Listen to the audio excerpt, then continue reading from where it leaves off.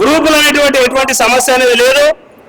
ఎక్కడ చూసినా మన రమేష్ అన్న ఏ మూలను చూసినా అన్ని మండల కమిటీలు అనేది ఈరోజు మెజారిటీ మండల కమిటీలు వేయడం జరిగింది.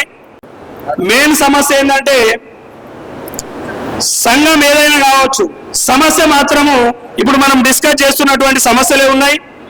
కాబట్టి దీని విషయంలో మీరు ముందుండి మా అందరినీ కూడా దిశానిర్దేశం చేస్తూ వచ్చినాడే మనం ఐక్యమత్యం అవుతాం. ప్రతి ఒక్కరు నీ సంఘాలు ఈ సంఘాలు ఎన్ని సంఘాలు ఉన్నాయి మరి ఆ సంఘాల మనకు కాదు రావాలనుకుంటే ఈ రాష్ట్ర నాయకత్వమే ముందుకు రావాలా. అక్కడ ఉన్నది ఏంటి బండపేసి ఒక వర్గము, ఈటెల ఒక వర్గము, కాసాయన ఒక వర్గము. మనం చేసుకుంటే మన మీద నాయకత్వం ఎప్పుడు వస్తాయి మనకు? రాజ్యసభకు మనం ఆశిస్తున్నాము, మన రాజకీయం ఎదగాల ఏమేమి వెళ్తాము. మన సంఘాలను ఏకత తెచ్చినాడే మనం రాజకీయం ముందుకు వెళ్తాం. కాకపోతే అందరు చెప్తున్నారు ముత్రాల సంఘం కలుసుకుంటే 20 ఎమ్మెల్యే వస్తాయి, ఇంక 20 మంది గెలుపుతాం. అన్ని మంచి ఉన్నాయి అంకట్ల చదివినట్టు.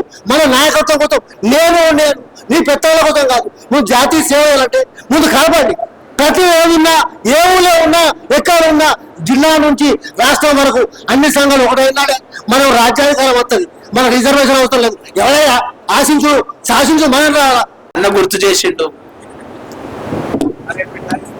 తెలంగాణ రాష్ట్రంలో ఏవైతే వర్గాలు అనే మాట అన్నా చెప్పిండో ఆ వర్గాలు సంఘాలన్నీ ఒకటే అవ్వబోతున్నాయి.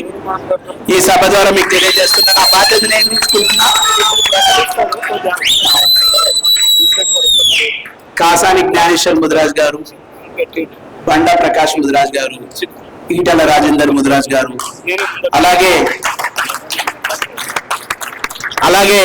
ఇంకా కొన్ని సంఘాలు కూడా రీసెంట్ గా ఏర్పరచుకున్నటువంటి సోదరులతో కూడా మాట్లాడి ఒకే వేదిక పైకి తీసుకొచ్చి ఒక కార్యక్రమాన్ని చేపట్టబోతున్నాం. వాళ్ళందరినీ కూడా పర్సనల్ గా కలుస్తూ